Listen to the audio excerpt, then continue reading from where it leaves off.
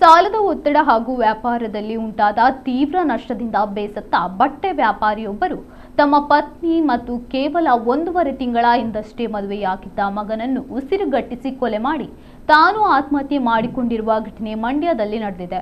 ಮೃತರನ್ನು 65 ವರ್ಷದ ಪ್ರಭಾಕರ್, ಅವರ ಪತ್ನಿ 55 ವರ್ಷದ ಜ್ಯೋತಿ ಮತ್ತು ಮಗ 30 ವರ್ಷದ ಸಂತೋಷ್ ಎಂದು ಗುರುತಿಸಲಾಗಿದೆ.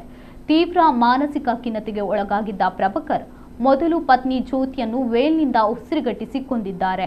ಈ ವೇಳೆ ತಾಯಿಯ ರಕ್ಷಣೆಗೆ ಬಂದ ಮಗನನ್ನು ಸಹ ಉಸಿರುಗಟ್ಟಿಸಿ ಕೊಲೆ ಮಾಡಿದ್ದಾರೆ. ಇಬ್ಬರು ಪ್ರಾಣ ಬಿಟ್ಟ ಬಳಿಕ ಪ್ರಭಾಕರ್ ಅವರು ತಮ್ಮ ಸ್ವಂತ ಬಟ್ಟೆ ಅಂಗಡಿಗೆ ತೆರಳಿ ಅಲ್ಲಿ ನೇಣು ಬಿಗಿದುಕೊಂಡು ಸಾವಿಗೆ ಶರಣಾಗಿದ್ದಾರೆ. ಇನ್ನು ಸೊಸೆ ಬೆಳಗ್ಗೆ ಕೋಣೆಗೆ ಹೋದಾಗ ವಿಷಯ ಬೆಳಕಿಗೆ ಬಂದಿದ್ದು ಯುವತಿಯ ಆಕ್ರಂದನ ಮುಗಿಲು ಮುಟ್ಟಿದೆ. ಘಟನಾ ಸ್ಥಳಕ್ಕೆ ಪೊಲೀಸರು ಭೇಟಿ ನೀಡಿ ಪರಿಶೀಲನೆ ನಡೆಸಿದ್ದಾರೆ. ಈ ವೇಳೆ ಪ್ರಭಾಕರ್ ಬರೆದಿದ್ದ ಡೆತ್ ನೋಟ್ ಸಿಕ್ಕಿದ್ದು ಅದರಲ್ಲಿ ತಮ್ಮ ಸಾವಿಗೆ ಆರ್ಥಿಕ ಸಂಕಟವೇ ಕಾರಣವೆಂದು ಉಲ್ಲೇಖಿಸಿದ್ದಾರೆ. ಸದ್ಯ ಪೊಲೀಸರು ಈ ಬಗ್ಗೆ ಪ್ರಕರಣ ದಾಖಲಿಸಿಕೊಂಡಿದ್ದಾರೆ.